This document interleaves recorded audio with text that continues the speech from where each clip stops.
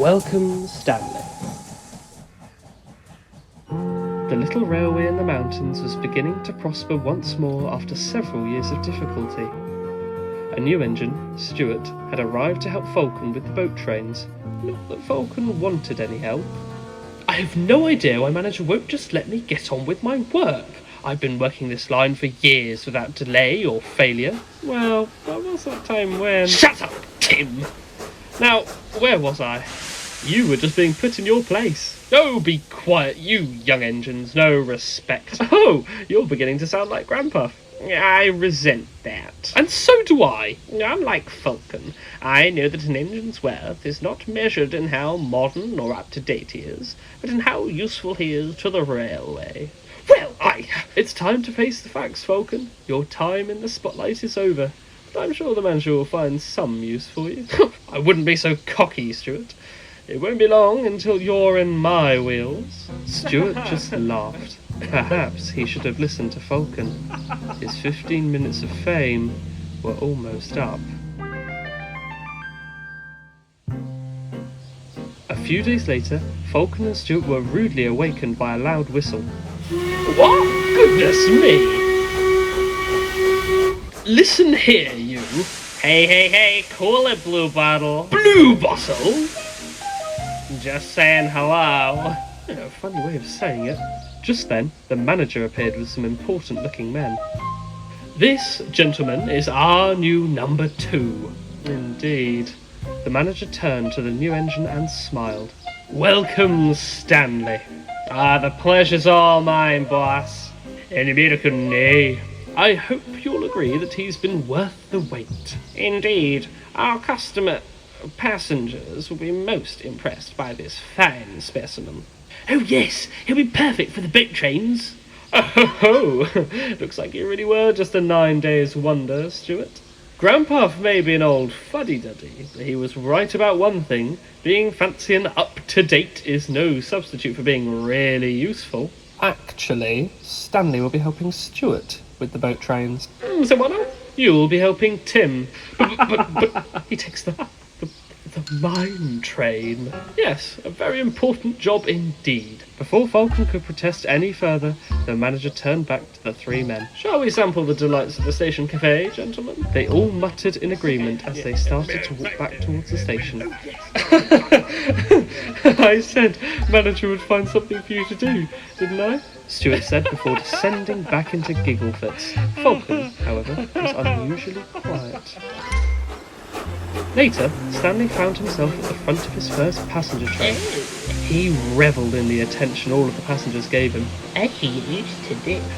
Good morning, ma'am. Oh, what a lovely engine. Enjoy the journey, sir. Thank you. The manager thought it best that Stanley's first run be an easy one, so he was put on a special train known as the Picnic, which ran at a far more leisurely pace than the other trains.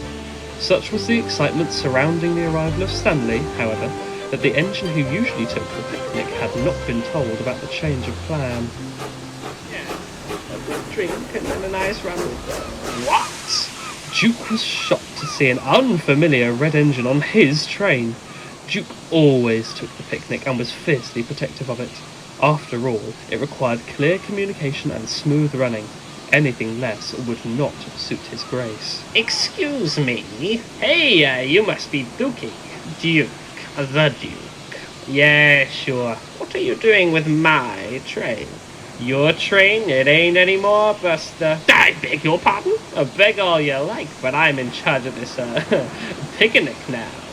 But the passengers, they won't trust another engine, especially an American. From the warm welcome I've received, I'd say they're much happier with an American than a stinky old slug. Yeah, you impudent beast! But the guard's whistle blew and Stanley rumbled away. Toodle pip, as you Brits say. Toodle? Duke watched in disbelief as his train disappeared. Stanley obnoxiously rocked over the points, making an awful clanking sound as he did so. Don't be so rough! Listen here, bud, in the States we don't care a dime for a few spills. We do here. Stanley just smirked as he left behind a very indignant Duke. Stanley was having the time of his life. It's been a while since I've had a good long run.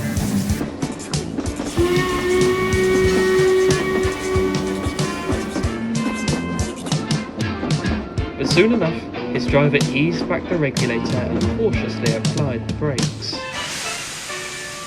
Hey, what's the deal? Several carriage doors flung open and some jolly passengers disembarked. What do you think you're doing? They're picking berries. I thought passengers were only supposed to get out at stations. Well, usually yes, but this train is special.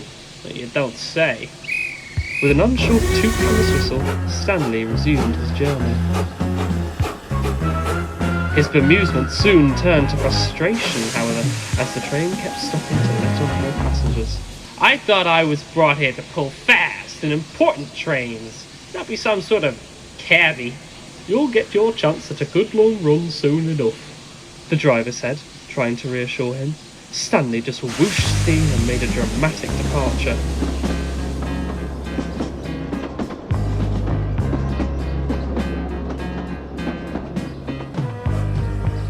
Stanley's mood was positively foul by the time they arrived at the next station. His driver and fireman, on the other hand, were quite concerned.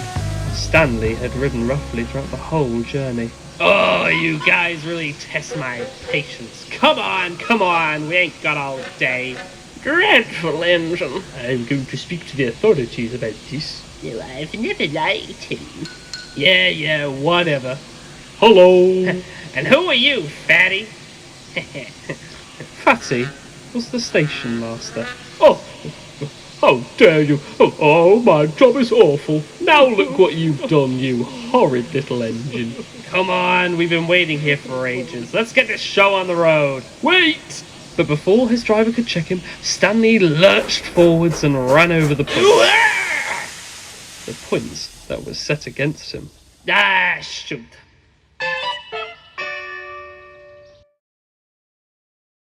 Meanwhile, back at the shed, Falcon and Stuart were lost in thought.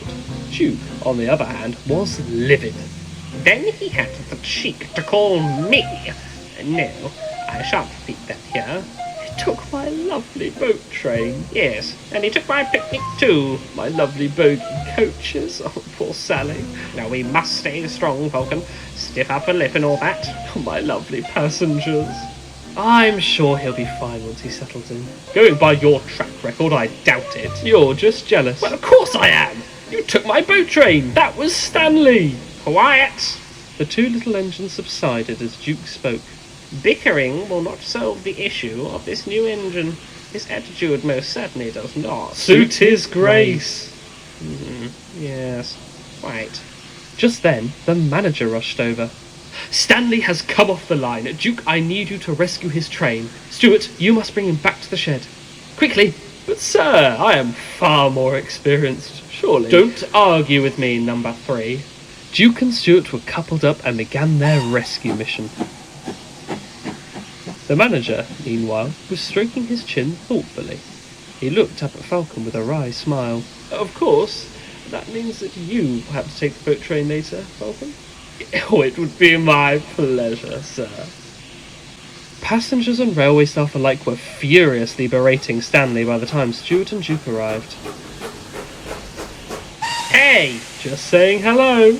Stanley was re-railed and Stuart moved him out of the way so Duke could take the picnic to the top station.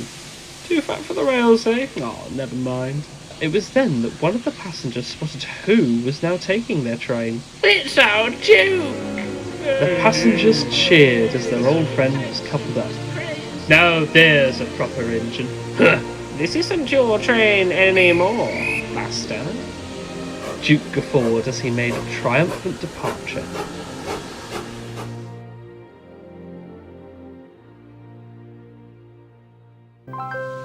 Three little engines sat in their own little shed on their own little railway, which they had done so proud. An engine's worth is not measured in how modern or up-to-date he is, but in how useful he is to the railway, the manager said, giving Duke a knowing look. It has been made very clear to me that striking paintwork and power are no substitute for a good attitude. He then turned to Stuart. I hope you will listen to any advice Vulcan has to offer. He may be pompous, Arrogant.